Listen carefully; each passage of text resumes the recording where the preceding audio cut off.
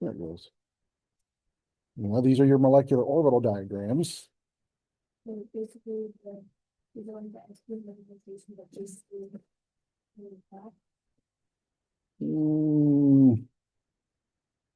Yes and no. So your hybridization are still technically atomic orbitals. Your molecular orbitals are going to be are more like unique wave functions that are formed as atoms come together.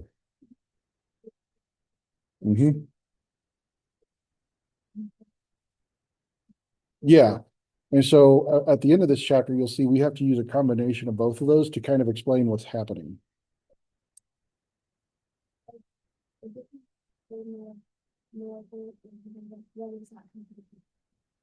Well, so an atomic orbital, even if the atom is hybridizing, it's still the electrons from that atom within an orbital that's produced by that atom by itself.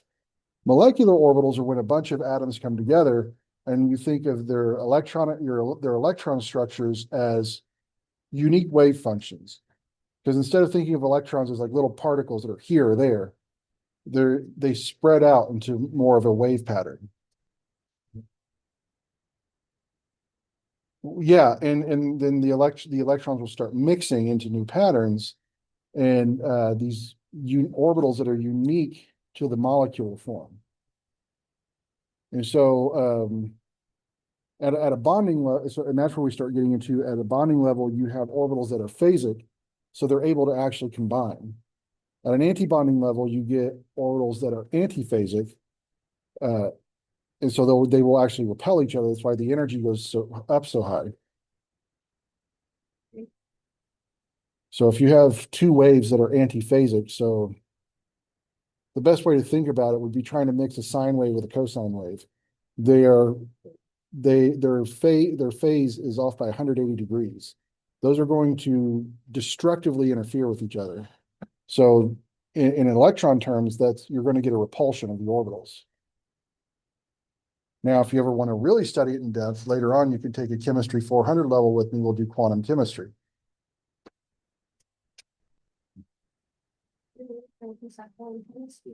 It shows you a lot of stuff, but everyone's still afraid of the quantum mechanics. No, I I'm going to predict the answer will be no. Okay. Depends on if you're a math brain or because like if you're someone who's really good at biology, you'll do great at biochem, organic chem, stuff like that. If you're a math brain, those will be harder for you.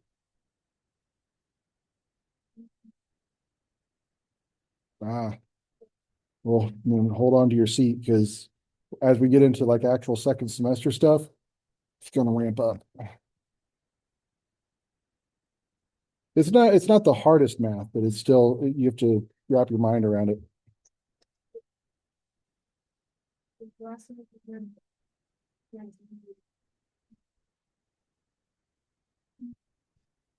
Yeah, if you've done college algebra, you'll be fine.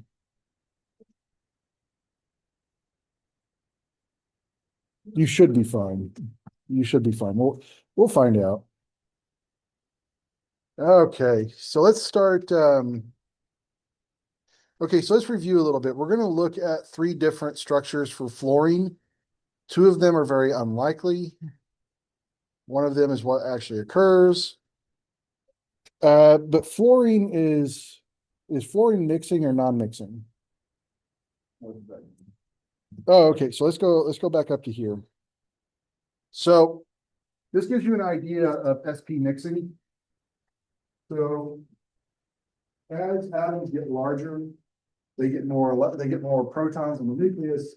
Those protons are going to start pulling tighter on the orbitals, stabilizing the orbitals. Now, for your smaller atoms, these s and p orbitals being much higher in energy, they get a lot closer to each other, so we start getting what's called mixing. And you notice how the sigma level ends up crossing and going above the pi level? That's where you get mixing. And so your nitrogen atoms all the way over to lithium, you're going to have to use the mixing tree. versus your oxygen and fluorine, you'll have your non-mixing. And so the way that looks, if we go back up, this is a mixing structure here. See how the pi level is both in the 2p? That's the only thing that changes is this 2p level. Yeah, these are going to go up and down there, but it's not a problem for that. But this pi and sigma are in the same places. And so this is a mixing structure of molecular orbitals versus this is a non-mixing structure. So if we're looking at fluorine, we have to use the non-mixing structure.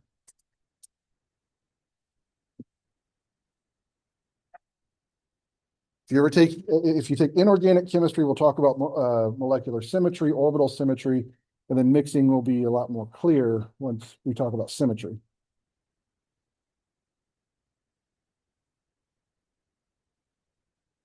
So the three fluorines we're going to look at is F2 plus, F2, and F2 minus. Now, when you have a charge on one of these, just either add or take away an electron from one of the atoms. Like I couldn't take away an electron from both fluorines, or that end up being an F2 plus, you know. So what I'm going to do is for this one, with my fluorine, is that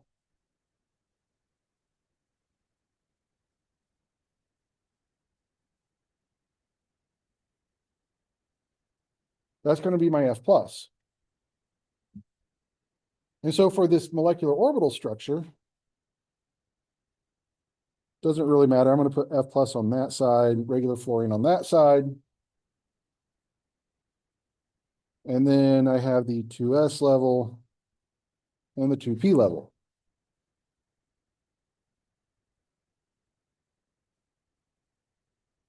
So first off, why is this not likely? We use it as an example, but why is it not likely? Well, look at what I have up there. Why would this not likely occur in nature?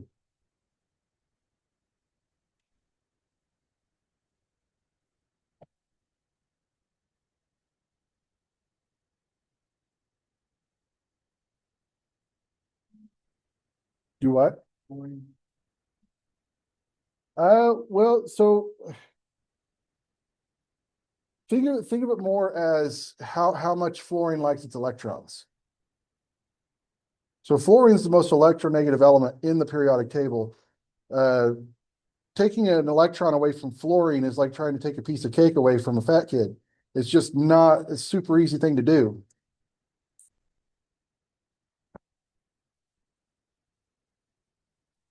Or trying to take a cheeseburger away from me. Don't do it. I don't suggest it. I will bite you. So fluorine really likes its electrons. Going to an F plus, not common. Well, fluorine usually goes to a 1 minus, and that gives it the same electronic structure as what? The fluorine becomes a -1. It becomes exact same electron structure as, no, not oxygen, noble gas. And when what's the vocabulary word for that? If it has the exact same electronic structure, what do we call that? Nope. It does have 8 electrons, but that's, what do we call the exact same? Is this prefix Greek or Latin? I think it's Greek. What is the Greek prefix for? Well, now we're going to have too many prefixes for the same meaning.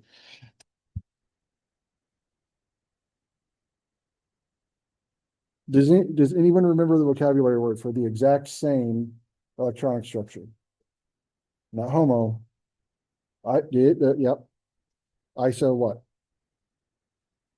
Same electronic structure. Nope.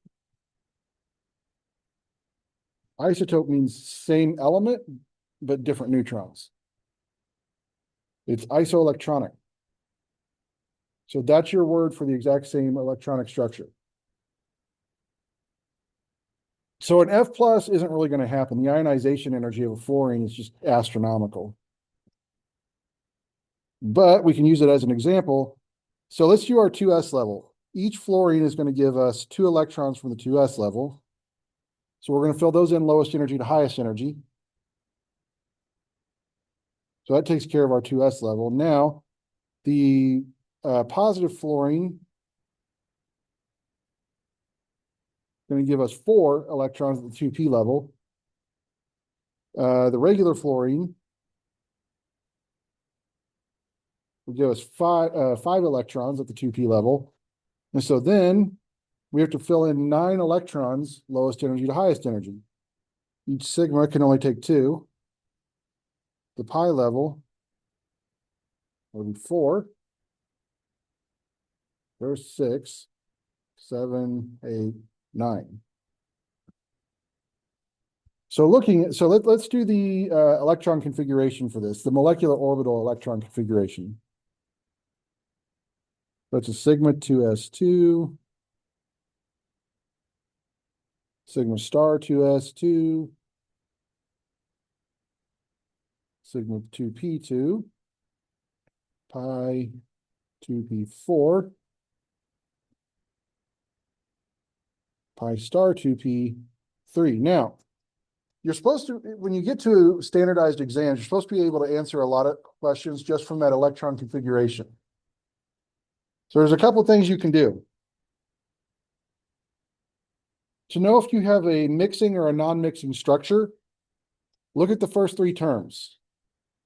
If it goes sigma, sigma, sigma, it's non-mixing, okay? If it's mixing, it will go sigma, sigma, pi.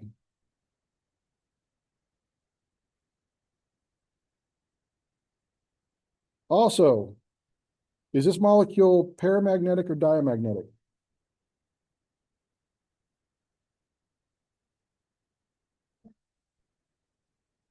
Nope, paramagnetic.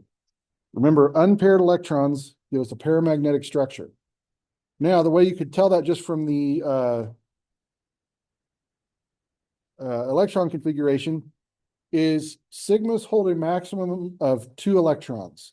Pi's hold a maximum of 4. So for it to be diamagnetic, all your sigmas have to be a 2, have to have a 2, and all your pi's have to have a 4. Anything less, and it's paramagnetic.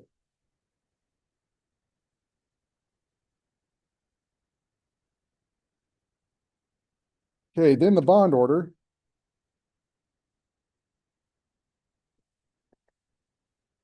Okay, so how many bonding electrons do I have?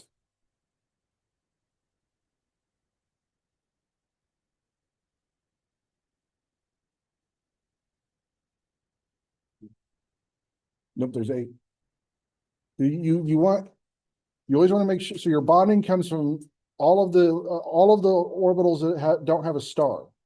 Antibonding comes from everything with a star. So here we have 2, and then 2, and then 4. That's going to be 8 bonding electrons.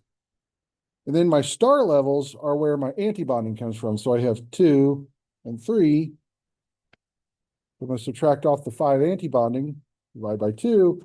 I get a bond order of 1.5.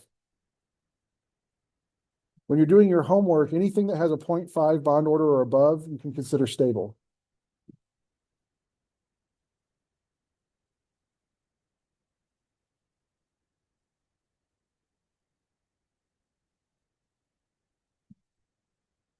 You all take a few minutes and do just regular F2.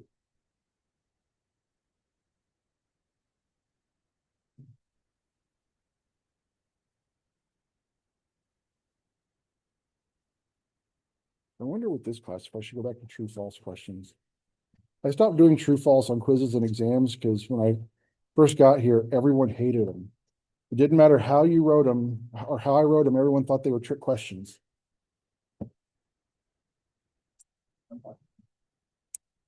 I also got answers like this.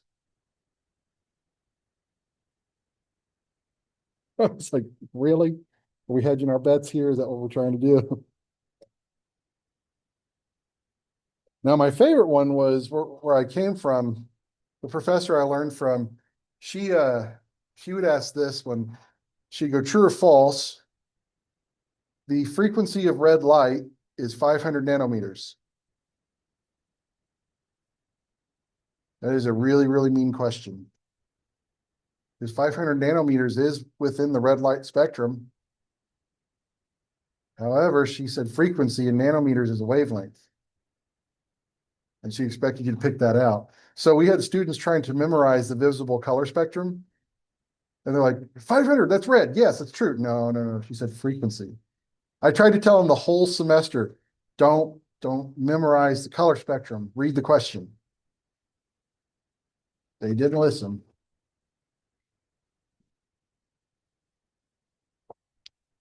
But yeah, no matter how hard I tried, everyone would go, that's a trick question. No, it isn't.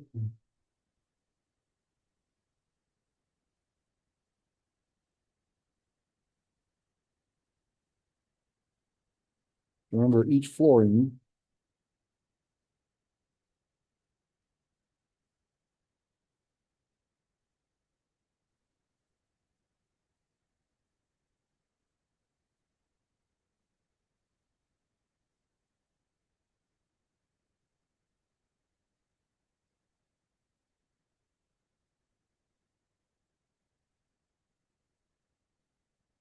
fluorine's a mean, mean atom.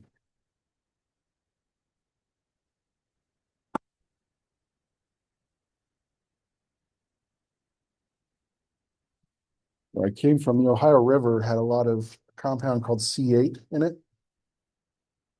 And so once a molecule is saturated with fluorine, nothing breaks it down. Time, pressure, heat, nothing breaks it down. And so C8, of course, is an 8-carbon backbone surrounded by fluorines where there should be hydrogens, and it has what we call a carboxyl head on it. And so since nothing will break it down, it gets in the human body and it performs a surfactant effect with healthy cells. Do we know what a surfactant does? Like crap. Mm-hmm. So it's like question, I mean, how does your shampoo clean you? Mm-hmm. So what it does is a surfactant, it'll form a little bubble around the molecule it's targeting, or the particle it's targeting. And so like with shampoo or whatnot, it forms a hydrophobic bubble and it just washes right out. So this, imagine this happening to a healthy cell in the body. This C8 comes in, forms a bubble around the cell, cutting it off electrically from the rest of the body. The brain gets a signal that says cell damage. What does the body do when it experiences cell damage? But it didn't actually have cell damage. But because the surfactant effect is in place and this fluorine can't be broken down, it keeps trying to replace the damaged cells that are still there. And so now we have an uncontrollable cell growth, which we call what? Cancer. So not a fun little compound.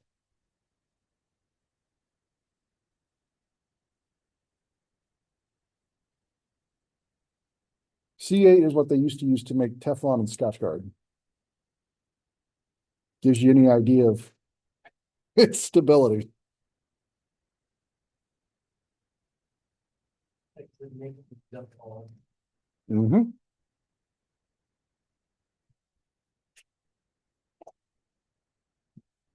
And that was where I would always question. So like the state government in Kentucky would talk about how wonderful the water in Louisville was. But if you went to the EPA website, Louisville is bright red. It's like, oh, there's a disconnect here. Like sewage there, they like pay the fine. Mhm. Yeah, It's not. because the fine is less money than the cost to actually break it down.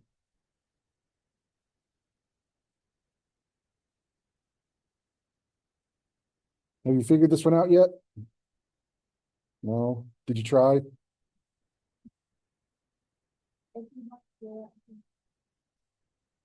I also think some of you are a little on the tired side today. I don't. What are you missing? I don't understand like the show, like the S and P, like why is there Well, that's the atomic electron configuration. So, and you can really tell by the row of the periodic table it's in. So like your row 2 is going to be your 2s2p row, your row 3 is going to be your 3s3p row, and it goes, so your first 2 columns in the periodic table is S1, S2. You jump across to the P block where you go P1, P2, P3, P4, P5, P6 when you end up at a noble gas. So you can really just count across the table. It changes when you get to the transition metals, because that'll be in row 4, and you'll have 4s1 and 2 for your first 2 columns. And then your transition metals will be 3D, and it'll go 1 through 10. Yeah, that'll work for now. Antibonding. Antibonding. Stars are antibonding. So, and then what we have here is, you imagine one side is one of the atoms of your diatomic molecule. The other side is the other atom. Did you guys do electron configurations last semester? Not really. Not hard. Oh, That started, so like, we haven't even done the helium 2s2 2p5. Yeah, I don't know Like, what helium either. it's like the noble gas, and so they're like, it ultimately happened to be like the next. yeah.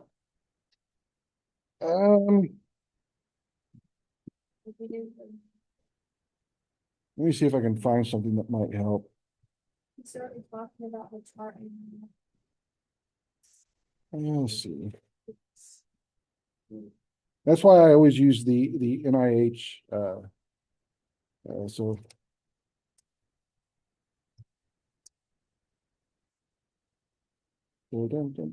here, you see this one that says PubChem?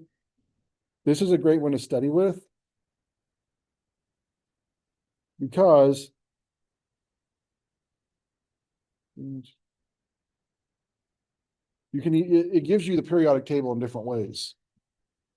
So the way this is broken up, your first 2 columns, your S block, transition metals, your D block, then over here's your P block.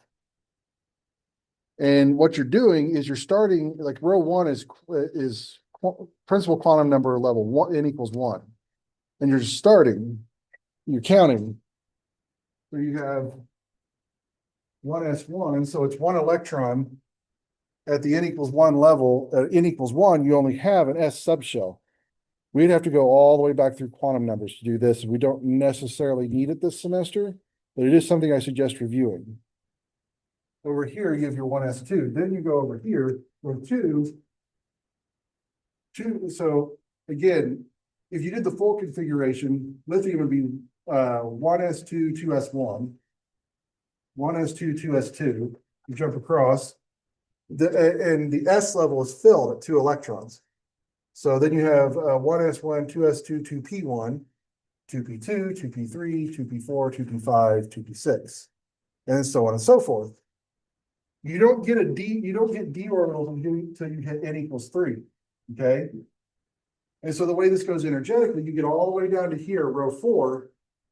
So this is so all of your electrons that you've already done up to, then you have 4s1, that's where it ends, 4s2. Then this whole first row of transition metals is 3D. And it goes 1 through 10. Because there's 5 d orbitals, 2 electrons per orbital, 10 possible electrons. Get to the P block, P1, P2, P3, P4, P5, P6. So you can really just count all the way across the periodic table to get the electron configuration of the atom. So that's what we're using here to figure out the valence. And so The row down. pretty much, yes. And so if you look here, now here they give you like the helium inside the brackets. Those are your core atoms. But if you go back up, all that is see helium is 1s2. So you could just put 1s2 in the place of helium and do the full configuration. 4s. Bromine. So again, you'd have everything up through argon. Okay, that'd be your core. So that'd be your n equals 1, n equals 2, n equals 3. So you go up through 3s2, 3p6 is where you end argon. Then for your bromine, you'd have your argon, 4s2 over there for potassium and calcium. Scandium through zinc will be 4d 1 through, not 4, 3d 1 through 10. And then you go 4p1, 4p2, 4p3, 4p4, 4p5. And so what we're starting with is the electron configurations for the atoms themselves. And so that's what I wrote here for fluorine. That is the electron configuration for the atom. Okay. And so then we say, well, what's the valence shell? Well, whatever that number is in the front, you're looking for the highest value of that number. And so you see how we have 2s and 2p. Those are both n equals 2. That's the highest value of n. So I have to include all 7 of those electrons. That's my valence shell.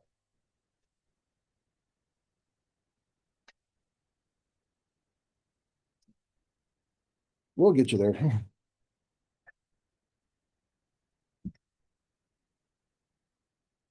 And so then on these diagrams, one side is one of the fluorine atoms, the other side is the other fluorine atom. So then I say at the 2s level down here, each fluorine gives me 2 electrons at the 2s level.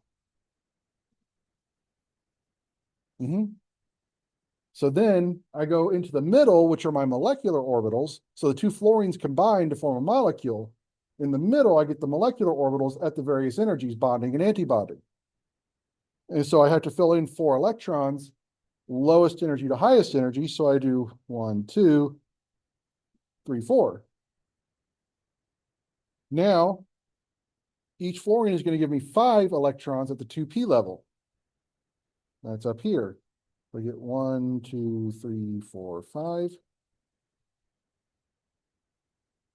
So that's 10 electrons that I now have to fill in into molecular orbitals, lowest energy to highest energy. So I can just count 1, 2, 3, 4, 5, 6, 7, 8, 9, 10. And so that fills up my molecular orbitals. So then my electron configuration for molecular orbitals is I'm just going up the chain here. Okay. So you see I have sigma 2s down at the very bottom. It has 2 electrons. Then I have sigma star 2s above it. It has 2 electrons. Then I jump up to the 2p level. I have sigma 2p. It has 2 electrons. Then I have my first pi group, so pi 2p. It has 4 electrons. Then I go, and then my next one up is the pi star at the 2p level. And it has 4 electrons.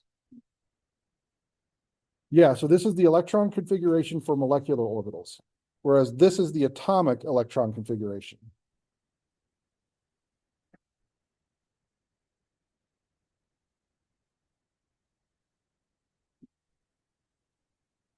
So that's why when I'm talking about a fluorine either being a plus or a minus, just write out the original atomic electron configuration and either add or take away an electron.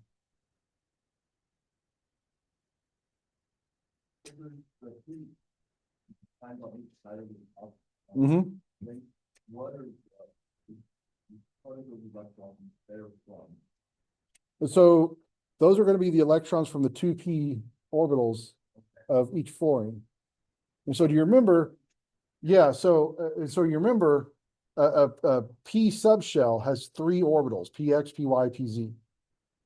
So you remember how your S subshell has 1 orbital, P subshell has 3 orbitals, D subshell has 5 orbitals, and so on and so forth. And so those are the 3 p orbitals from each fluorine.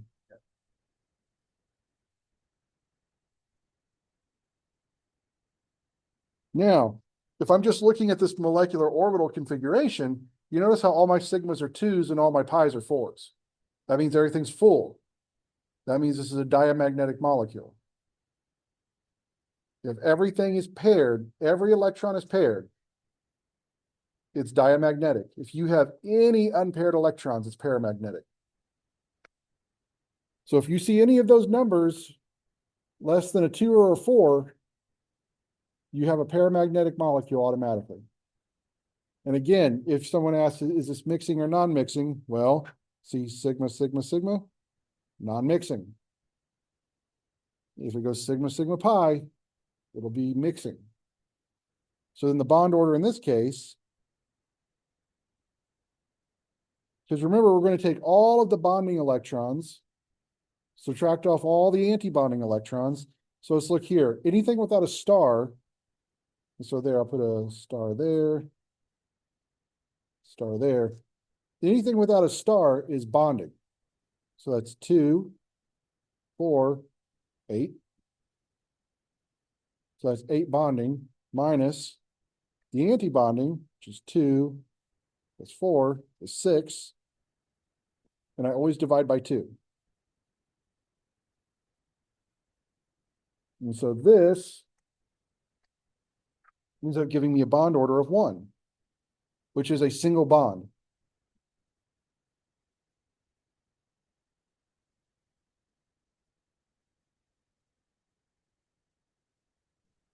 And so then for F2 minus, so if my regular, so let's just do regular fluorine.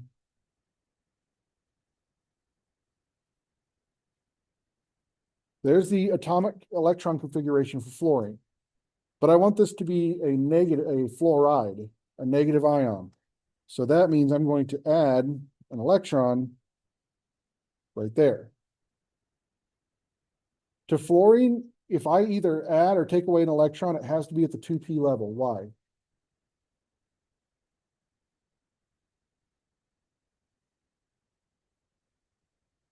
That's the highest energy subshell. So those are the electrons on the very, it's the shell on the very outer edge of the atom.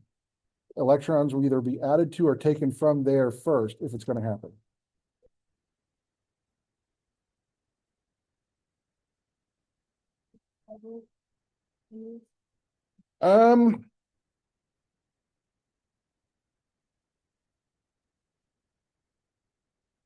Let's go with no right now, because remember, if you're down, if you're down here, so yeah, these are all going to be 3D orbitals, but remember you already have 4s. So if I had to take an electron away, it's going to come from the n equals 4 level before the n equals 3. So I would take 4s before I took 3D. If I'm going to add electrons, then yes, they would probably go into the 3D level because there's already electrons there. And adding electrons is going to help stabilize that D level. But that's a lesson we could do another time if we get a chance. But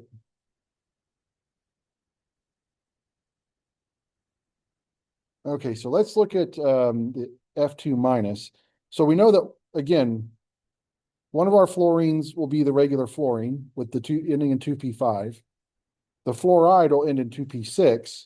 Now we know that each fluorine gives us 2 electrons at the 2s level.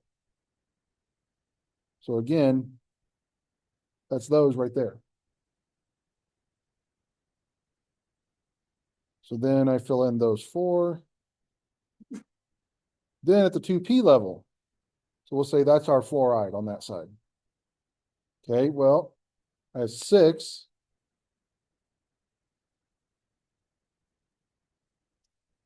For my fluoride ion at the 2p level.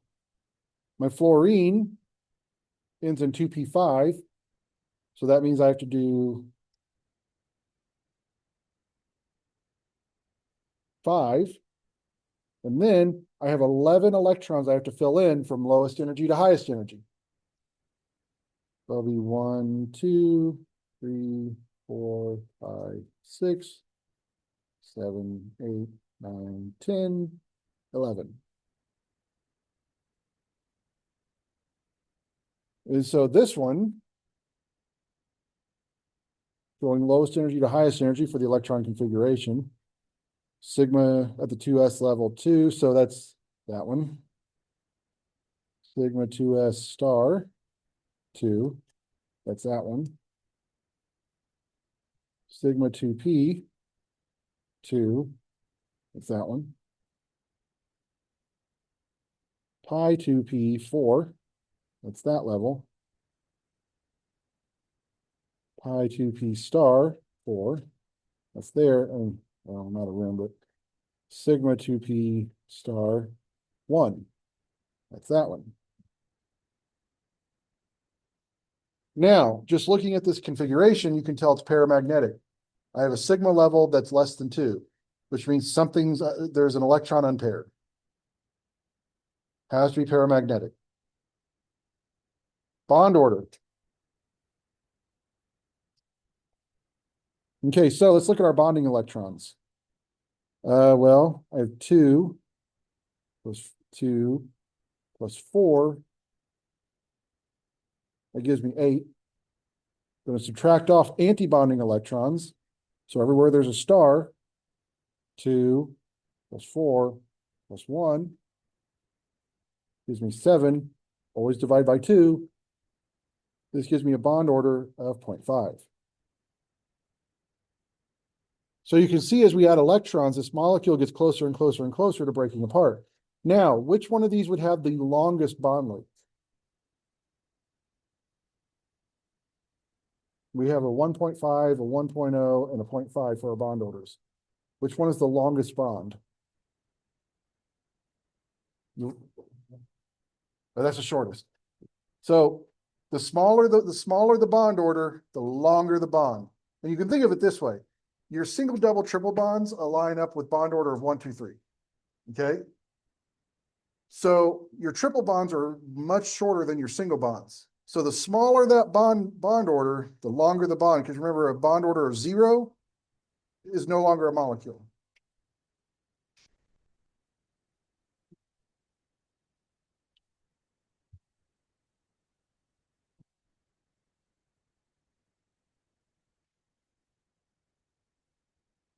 No, darn it, I thought you had done electron configurations. No. That's okay. I'm just going to keep throwing stuff, see if you can catch it.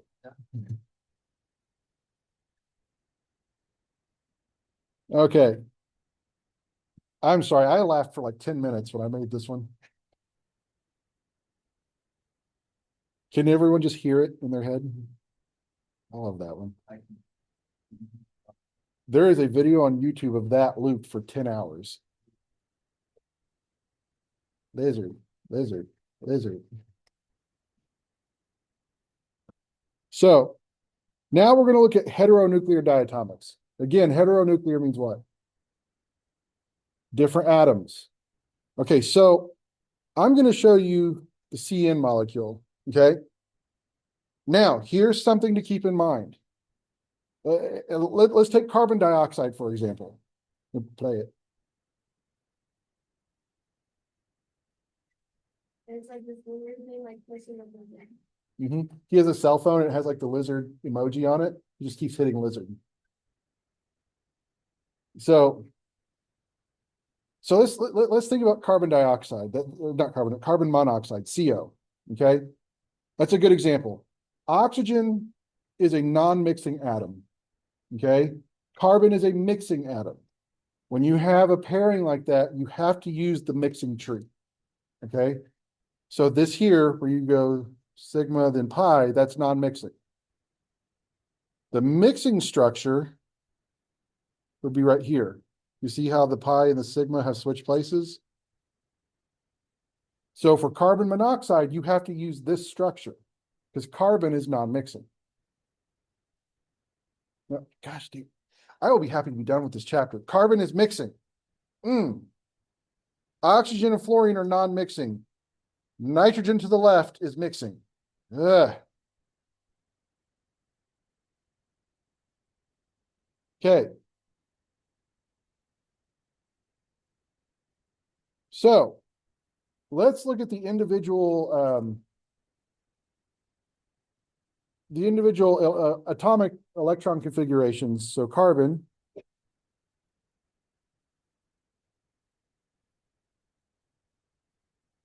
2s2, 2p2, whereas nitrogen is right next to it.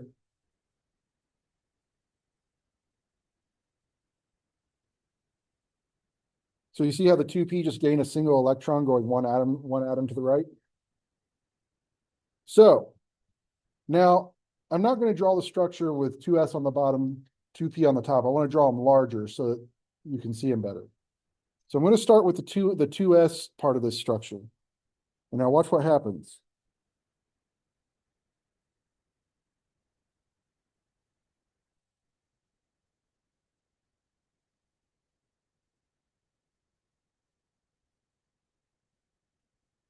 The energies probably aren't this extremely different, but it makes the point. So carbon will be on this side, nitrogen will be on this side. And I know that carbon at the 2s level gives me 2 electrons. Nitrogen gives me 2 electrons. So I'll fill that in of the 1, 2, 3, 4. And this is my sigma 2s. That's my sigma star 2s. Now look at the carbon and the nitrogen. Again, it's probably not that extreme, but it proves the point. What happened there?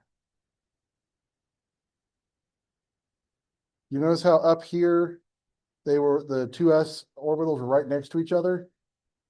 You notice how they split? So that means the nitrogen orbitals dropped in energy. They're lower in energy than the carbon orbitals. Why is that?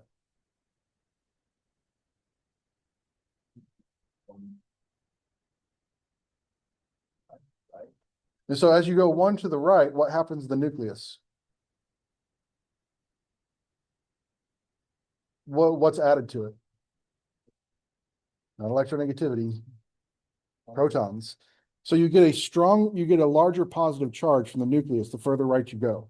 That stronger positive charge is going to pull on these electrons harder, holding them in tighter and more stable. That's going to more stable in chemistry means lower energy.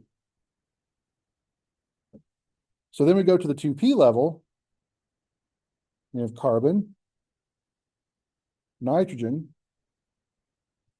and then since carbon is mixing, we have to do our pi level first.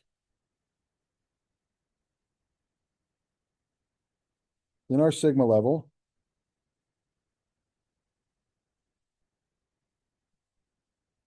Our pi star level. And our sigma star.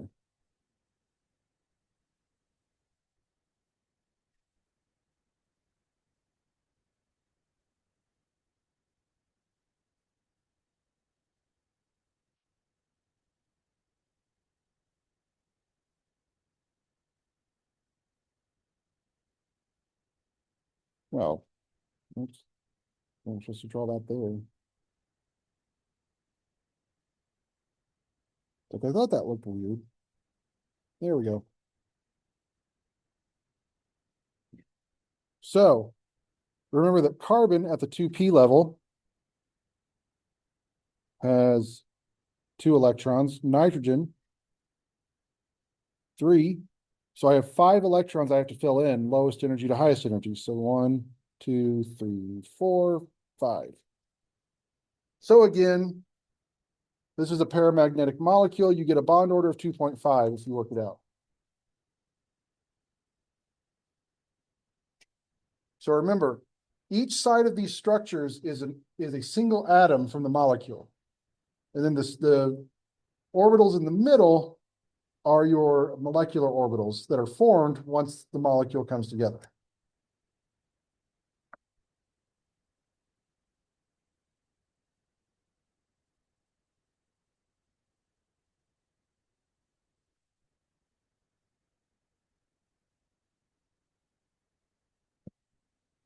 Now we got to move on. We got to get through this chapter.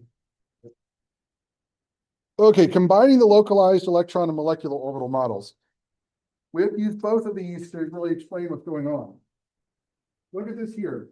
Did anyone learn what this was called last semester? So here's your carbonate ion. Do you notice how the double bond doesn't stay put?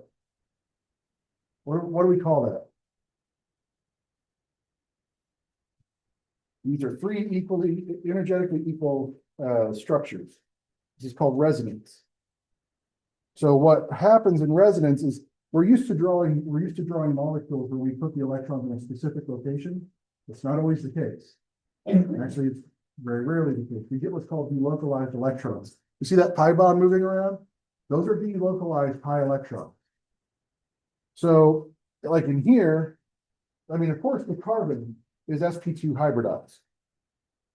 The oxygens go between either sp2 hybridized or sp3 hybridized based off where they're at resonance level. They're usually kind of permanently somewhere in the middle. And so the carbon, of course, is going to, so the sigma bond is always going to be localized. So it's going to be like between a carbon sp2 hybridized orbital and an oxygen, either sp3 or sp2 hybridized orbital, which is sigma bond. However, the pi structure we have to start to understand as molecular orbitals because the electrons they are going to delocalize and they're going to move around the electrons. So this is a brand new, unique pi orbital structure to the molecule. And a good way to think about it is by looking at benzene.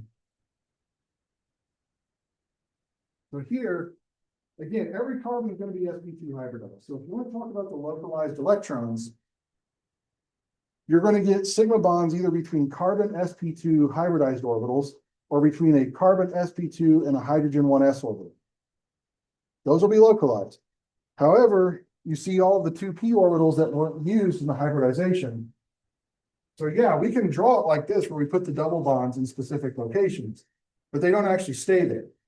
They're going to form a unique molecular orbital that's going to be kind of a cloud structure above and below the benzene ring. So you can Google the benzene pi structure and see and get an idea of what it looks like.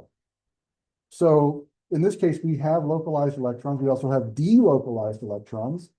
And when you get into organic chemistry, you're going to find out these delocalized electrons actually stabilize the molecule.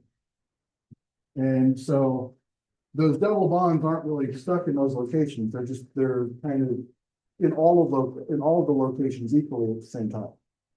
So if that doesn't make sense, forget that part. Just know that the electrons are delocalized. They're not stuck in those locations. So we have to understand this from the point of atomic orbitals, where we can talk about the hybrids, and molecular orbitals, where we have a unique pi structure. Okay, so next time we meet, we're going to start talking about chapter 10. So you'll be done with quantum mechanics for a while. Is anyone sad about that? Mm-hmm.